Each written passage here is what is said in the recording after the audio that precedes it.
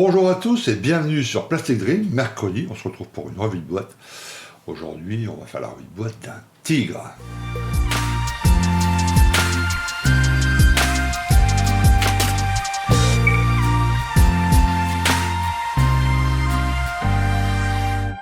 Alors voilà la boîte que j'ai choisie. Ok, pour faire ce tigre, il en faut au moins un dans sa collection. On ne peut pas faire autrement, on va avoir des blindés de la Seconde Guerre mondiale sans avoir un tigre. C'est pas mon char préféré, mais bon, j'avoue qu'il est tout de même assez impressionnant, qu'il a une histoire très intéressante, etc. Notamment l'histoire de Weizmann, un chef de char allemand, dont je vous raconterai l'histoire pendant le montage. Là, il s'agit de son dernier tigre, donc le tigre dans lequel il s'est fait dégouiller, hein. Voilà, ok.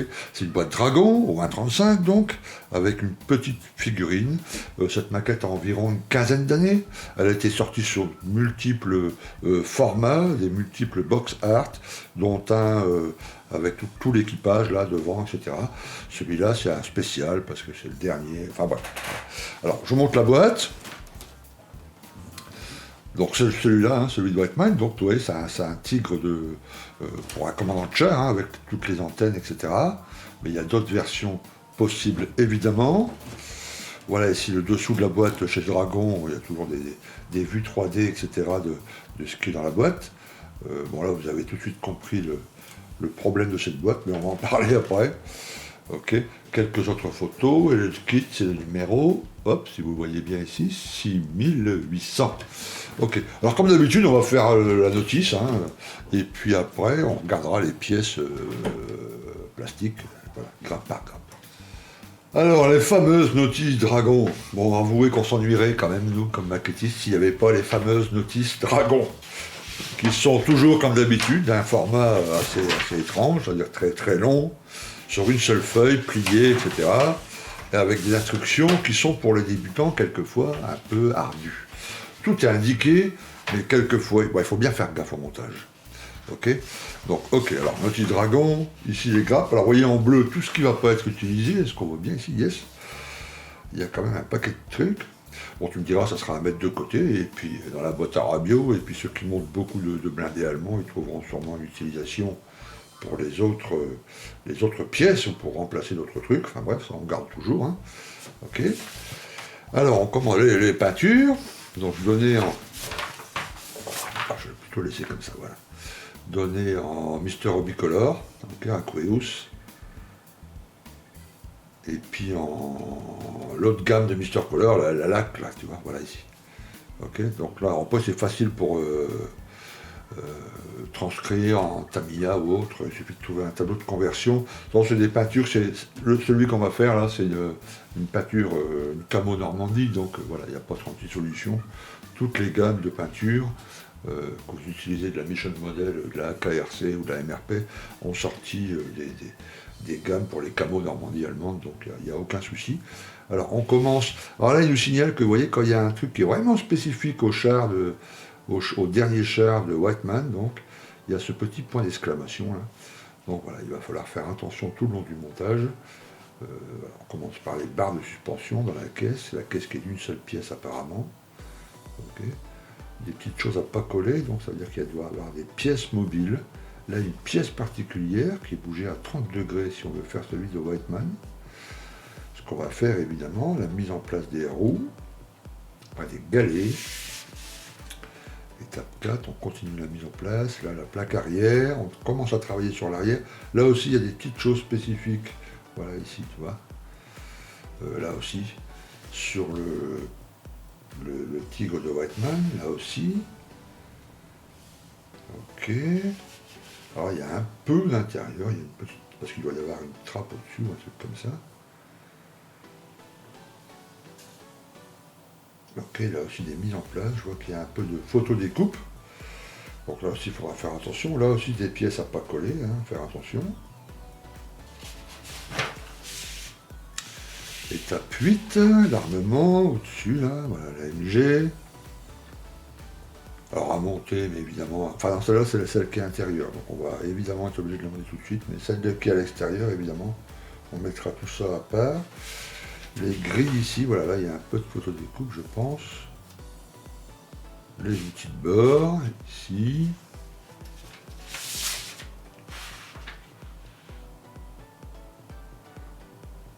Voilà. Alors, vous voyez les chenilles, celles qui sont en protection sur la caisse ou sur la tourelle, évidemment, c'est des pièces plastiques.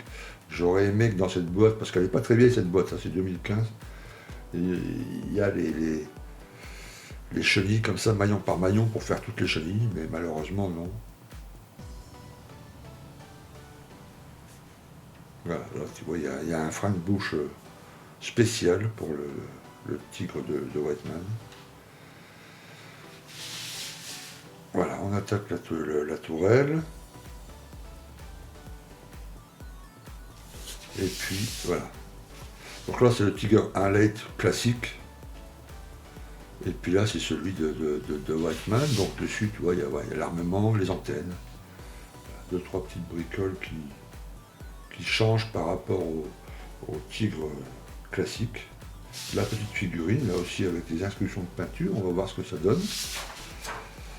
Et puis ici, les camos. Bon, voilà, camo Normandie classique, hein. Alors vous verrez, on en reparlera plus longuement quand on va le monter. C'est tout un débat ça pour les maquettistes ou autres, le dernier char de Whiteman. On sait que c'est le 007, c'est évident, mais il y a une seule photo, je vous la montre là. C'est la seule photo qui est disponible du 007. C'est un paysan du coin, hein, le paysan de Luchon, là. Une fois la bataille terminée, voilà, il a fait une photo. Et c'est la seule dont on dispose du 07.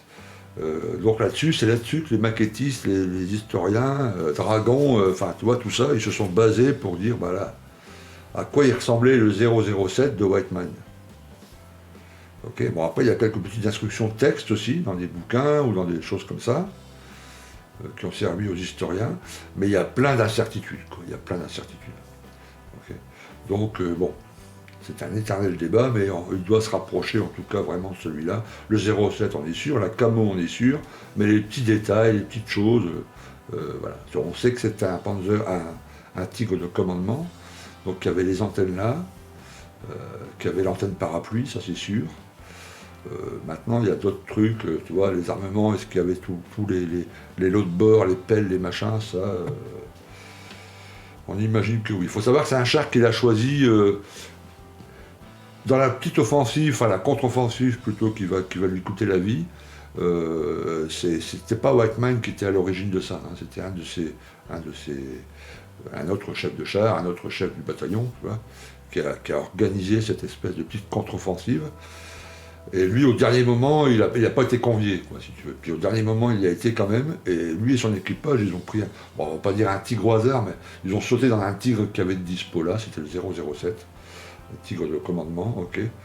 Et puis ils sont partis, et puis ils sont tous tombés dans un guet-apens, évidemment.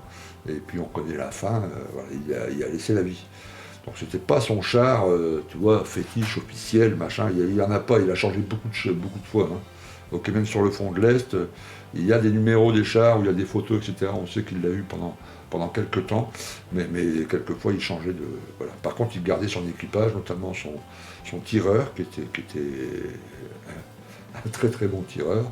Pour avoir un équipage comme ça, vous savez, un chef de char et puis un tireur qui s'entendent bien et puis qui voilà, pour avoir un truc efficace, il a quand même eu plus de 150 victoires, Whiteman. Tu vois, c'était pas lui qui tirait, c'était son tireur. Hein. Ok. Bon, bah, écoutez, une notice classique. Tu vois, on pense toujours, quand on est débutant et qu'on achète une maquette Dragon, on se dit, ah bah tiens, il y a, je sais plus, 18 étapes, je crois. Ouais, oh, ça va plutôt aller vite. Non. Les étapes chez Dragon prennent beaucoup de temps. Voilà, déjà, il y a beaucoup de pièces, rien que faire les roues, monter toutes les roues, etc. C'est déjà du boulot. Tu vois. Rien que sur l'arrière, là, tu vois, après sur la caisse. Donc, bouffiez pas à ça. Il faut bien faire attention aux notices Dragon. Voilà. Pas impossible, mais c'est pas réservé aux vraiment débutants. Si c'est votre première maquette, niet. Ne prenez pas une Dragon pour commencer. Ok. Allez, on va faire maintenant les grappes, on va regarder tout ça, puis on va commencer par les chenilles. Alors on va commencer par ça, parce que c'est à mon avis le seul point noir de ce kit. Enfin, ce kit particulier, c'est les chenilles, qui sont en caoutchouc, comme dans les années 80, quoi. Voilà, je vous les sors les deux là. Bon, c'est vrai que c'est un caoutchouc travaillé, c'est pas les caoutchoucs Tamiya de 1960, quoi. Tu vois, c'est plutôt bien foutu, mais ça reste pas très réaliste, quoi. Tu vois. Et à mettre en place, c'est un peu galère. Si vous voulez faire un peu de sagging, tu vois, le sagging c'est le poids des chenilles sur sur le dessus, tu vois, elles sont tellement lourdes évidemment qu'elles penchent un peu, elles font un effet de vague. Avec ça, c'est difficilement possible. Ok, c'est pas très réaliste, c'est pas. Alors, si vous avez vu certainement le montage de Plasmo, il date déjà ce montage, ça fait 3 ans, où il a monté un Tigre au 1,40, au 1,35, pardon, ok, avec également des chenilles comme ça, en vinyle donc, et il arrive à faire un truc, ça va. Tu vois, au final, son tigre, il est bien. Il faut regarder cette vidéo, c'est très intéressant pour les techniques de peinture, tout ça. Mais au final, bon, voilà, il arrive à faire quelque chose de sympa. Il est peint d'abord, tu vois, une couleur métal, après des pigments, après différentes choses, et il arrive à un résultat qui est pas trop moche. Euh, mais ça reste quand même, voilà, ça reste quand même du vinyle. Voilà. J'aurais préféré les kits magnon par magnon, même en plastique. Donc là, moi j'ai commandé, en tout cas, et je vous conseillerais de faire de même si vous voulez voir des chenilles, tu vois, c'est les chenilles Frioul, en métal. Ok. Je vous mets la boîte, là j'ai commandé, ça devrait arriver, donc on devrait faire ça. Et puis ça, bah, bon, je vais les garder au cas où, si ça peut servir à un copain ou je sais pas quoi, mais bon, c'est pas top. C'est le seul truc qui est un petit peu négatif dans la boîte. Pour le reste, c'est plutôt pas mal. Là, je vais vous montrer les chenilles, donc celles qui vont être en protection sur la caisse, etc.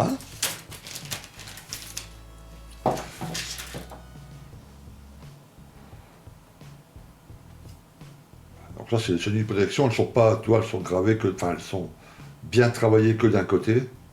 Tu vois, ce qui n'est pas dérangeant puisqu'on verra jamais le dessous.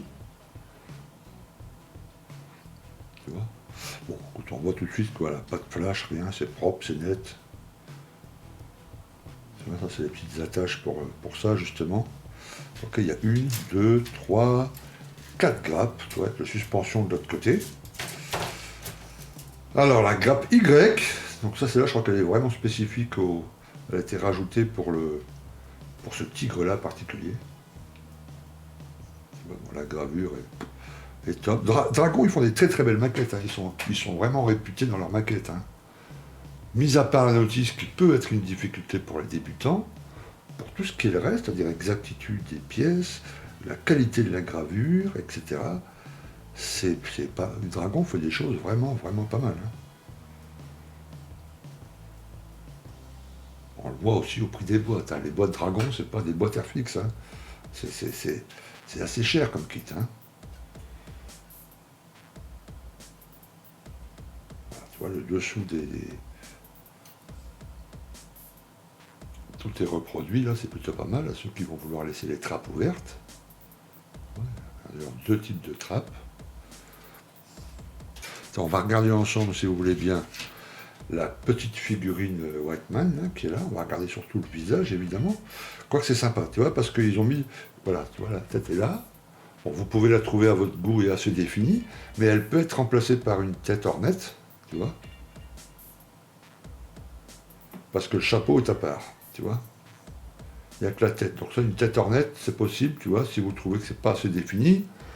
Et après, trouver une tête ornette, vous savez, là c'est marqué figurine de Whiteman, mais bon, je suis pas sûr que vous le reconnaissez, tu vois. C'est symbolique tout ça, hein, vous avez bien compris, hein. Ça m'étonnerait que le graveur, le sculpteur, tu vois, qui a fait cette petite figurine, il ait cherché vraiment à faire les traits de Whiteman. Une fois peint, une fois que sa casquette, là, bon, je défie quiconque de dire, ah bah non, c'est pas Whiteman, c'est Oberhof ou je sais pas quoi. Bon, le reste de la gravure, sympa, très bien. Une belle petite figurine, plastique, pas résine, certes, mais voilà, elle peut être sympa. Alors on pourra la mettre et dans le char, j'imagine, ou à côté. Voilà, casquette, ici il y a des petites pièces, là, le holster. Donc chouette, bon ça c'est bien. Là il y a la MG40, il y a une des MG42. Là aussi, c'est plutôt fin. Regardez le canon.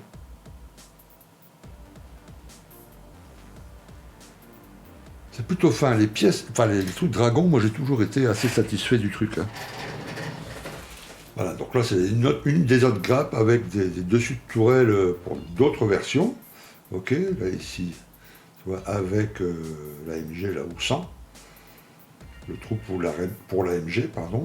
Bon, on voit que c'est des trucs fins, tu vois tout de suite aux petites poignées là qui sont vraiment chouettes. Tu vois, vraiment fines, etc. Bon là aussi, au dégrappage, les gars, il va falloir y aller mollo. Un des freins de bouche qui est là. Ok.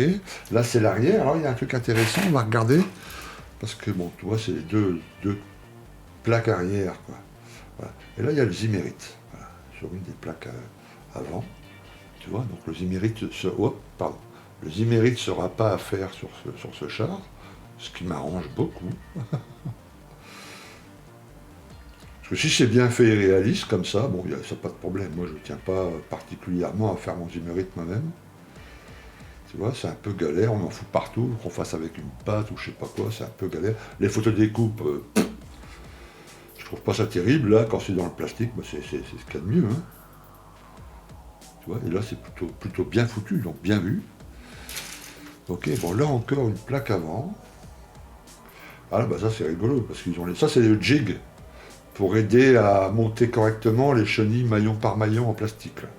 Donc elles ne sont pas présentes dans ce kit, mais ils ont laissé le petit jig pour pouvoir les mettre en place, ce qui est rigolo tout de même. J'aurais préféré payer 5 € de plus, je sais pas combien ça leur coûtait, mais et puis avoir les chenilles plastiques maillon par maillon. Donc là, c'est certaines pièces qu'on a déjà vues tout à l'heure, mais avec le Zimmerit. Bon, c'est plutôt pas mal foutu, hein. Tu vois, c'est fin, avec un travail de peinture sympa, ça va passer nickel. Là, la plaque arrière. Voilà, c'est la plaque de renfort qui est juste en dessous de la tourelle. Ok. Là, les plaques sont sur le côté. Le Zimmerit est plutôt bien foutu. Après, si vous voulez représenter un endroit où il n'y a plus de Zimmerit, bah, il suffit, tu vois, de délicatement démarquer, tu vois, une ou deux rangées, enfin, tu vois, faire un peu aléatoire, et puis poncer légèrement, pour redonner un aspect un peu comme ça en dessous, tu vois. Ça pouvait arriver, hein, qu'il y ait des morceaux de Zimmerit qui sautaient, hein. Donc, si vous voulez ajouter un plus, on essaiera de le faire, d'ailleurs, je trouve que ça serait sympa. Alors, il y a encore deux jupes, là. C'est pratiquement la même grappe. C'est la même grappe. Pourquoi elle est en deux fois? I don't know. C'est exactement la même. Je regarde les numéros pour pas dire de bêtises. La D et la D. Alors, pourquoi elle est en deux fois? Je ne sais pas. Alors, les différentes antennes. Donc là, je vois qu'il y en a qui nous en proposent une. Oh, pardon. En plastique. Hop, hop, hop. On va y aller délicatement parce que là, il y a des pièces qui sont vraiment fines. Okay. Alors voilà la petite antenne parapluie. Ok. Il y a un jig aussi là. Je crois que c'est peut-être pour la photo découpe, pour le faire en photo découpe. Ou la faire soi-même avec, tu vois, des petits bouts des petits bouts de métal, enfin tu vois, tu vois, des petits trucs de cuivre comme ça, très fins, ou enfin, tu vois, autre chose, les faire soi-même. Les deux grandes antennes là, et puis là, c'est des petits jigs, ça, c'est sympa. Bon, on les forme dessus comme ça, et puis voilà. Alors, une autre grappe qui est de forme bien originale, je trouve. Tu vois, voilà, c'est avec les tourelles et puis les viseurs, là, deux. Donc, il doit peut-être avoir une différence entre les deux, ou pas, j'en sais rien. De visu, non, aucune différence. Ok. Voilà, encore ici des pièces. Ah, je vais montrer les deux côtés. Tu vois. Là aussi encore, tu vois, le derrière l'arrière des trappes là qui est entièrement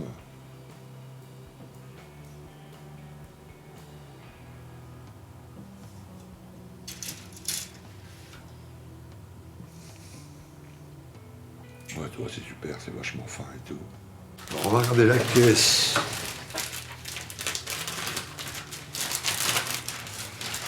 se rendre compte de la taille de l'engin quand même. C'est vrai que le Tigre était quand même assez énorme. Hein. Donc ça c'est la tourelle, avec son zimmerite évidemment.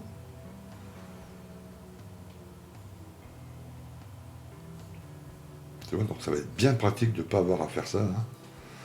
Ça va être top, top, top. Il est plutôt joliment représenté, je trouve. Hein. Il y a un côté aléatoire qui est sympa, enfin qui est respecté. Le danger, tu sais, quand on le fait les gens, enfin j'ai vu sur YouTube hein, ou sur des magazines, des gens qui le font avec, du pouti, avec enfin un tas de trucs. Puis après il y a des roulettes comme ça, tu vois, ils passent des roulettes. Le problème c'est que bah, c'était assez aléatoire, quoi. Hein. Tu vois, là c'est bien reproduit. C'était pas, tu vois, des traits bien droits, quoi. C'était fait à la main, hein, c'est une espèce de pâte qui durcissait, tu vois. Et les gars, ils avaient des espèces de plouc, plouc, plouc, plouc, ils faisaient ça à la main. Bon, c'était pas régulier, c'était pas du tout régulier. Hein. Ok, et puis là, la caisse, bah, la taille, ouais, la taille est énorme hein, quand tu ajouteras le, tu vois. C'était quand même un sacré morceau. Hein. Donc voilà, aussi pas de soucis. Ça les trappes déjà montées en dessous. Ok, donc là, on a une partie du fût. Donc on voit ici. Ok. Encore une plaque avant, là, elle est au moins en 8 exemplaires, enfin différents à chaque fois, il n'y en a qu'une qui va nous suffire, mais vous en aurez en réserve comme ça. Hein. Là aussi un frein de bouche. Ça je crois que c'est une des grappes spécifiques pour ce Tigre.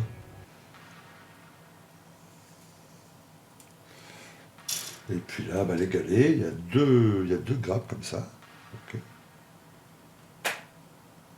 Là, si tu vois la qualité de la gravure, c'est quand même pas mal. Oups.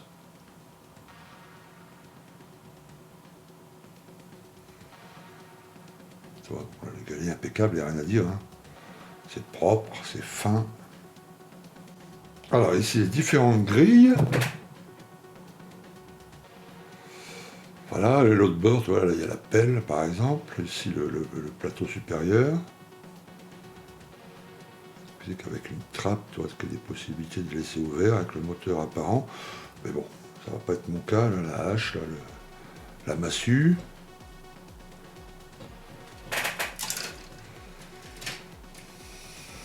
Là, la caisse arrière de la tourelle.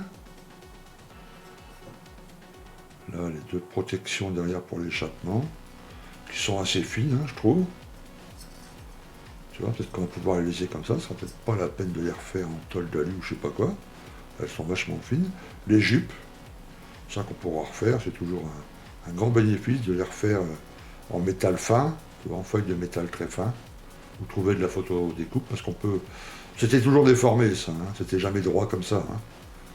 Ça c'était droit comme ça quand il sort quand il sort du magasin, ou les tigres qui ont fait de la parade, mais sinon c'était jamais comme ça. Donc ça sera déformé un peu, encore une antenne, là, une cisaille. Et là, la dernière grappe plastique, ça fait quand même pas mal de grappes. Hein. Là, les câbles ici, qui avec une bonne peinture, ça peut le faire. Hein. J'ai vu sur la vidéo de Plasmo, il le refait très bien d'ailleurs, hein, avec une personne avec du vrai câble. Mais là, je vois la gravure, c'est très très fin. Hein. Avec une belle peinture, ça peut passer nickel ça. Et puis là, les plaques, mais qui sont pas les plaques latérales, mais qui seront changées avec celles avec le zimmerite évidemment. Là aussi, encore des trappes. Voilà, allez, il y a beaucoup de grappes. Tu vois, on est à une bonne quinzaine, là, un peu plus entre 15 et 20. Mais comme vous avez vu, il y a pas mal de pièces qui vont rester sur le côté. Hein. Donc là, on a une petite pochette avec la photo découpe. Zouzou. Alors je vais vous montrer ça. Bon, il y a d'abord la fameuse planche d'écale, l'inévitable planche d'écale, évidemment. Donc avec le 007. Oui, c'est pas le charting de James Bond, hein. Tu vois. Un mec demandait sur une des vidéos en dessous. Mais pourquoi 007? C'est le tigre de James Bond? Non, pas du tout. Voilà, et puis les insignes de ça, cela c'est spécifique Whiteman, ça. Alors, en tout cas, la compagnie dans la qualité au moment où ça arrive. Ok. Alors voilà ce que vous avez en photo découpe. Il y a deux petites grilles là, ici. Ça c'est pour là encore faire il y a des boucles, etc. Là encore une petite grille. Là, il y a un tout petit fil, je ne sais pas ce que c'est que ça. Zo. Et puis là, une petite planche, on va l'ouvrir quand même. Et après, évidemment, je vais protéger ça avant de... Donc, les différentes attaches, etc.